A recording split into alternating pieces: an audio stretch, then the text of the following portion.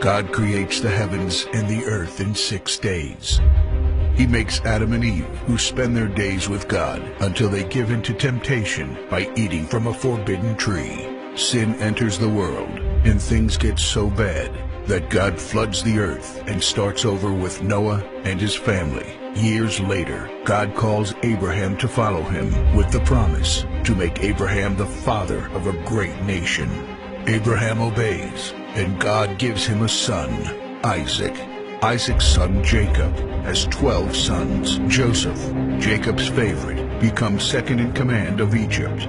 God uses him to save his entire family and Egypt from starvation. Hundreds of years later, the Israelites are slaves in Egypt. Moses is called to lead the Israelites out of slavery.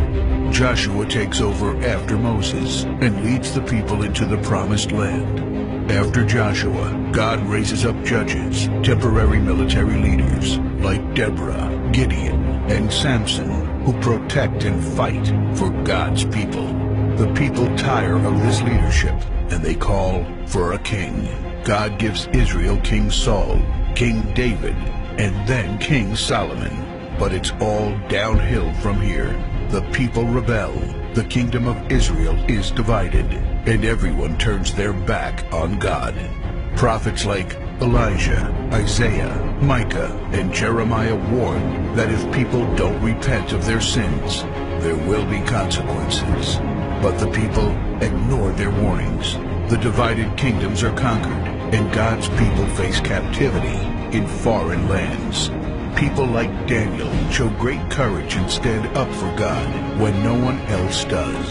Some of the exiled people return to the promised land, but for 400 years, God is silent. No prophets, no miracles, and no angel visitations. But then, the silence is broken when Jesus is born. He lives a perfect life, teaches truth, and performs miracles, proving He is God. He shows us the full extent of God's love by taking our place and dying on the cross for our sin. He is placed in a grave, but 3 days later, Jesus rises again, conquering sin and death. His followers travel the world, sharing the good news of His love and starting churches.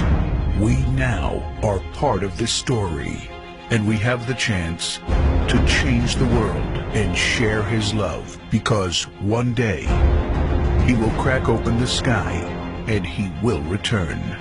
It's the greatest story ever told.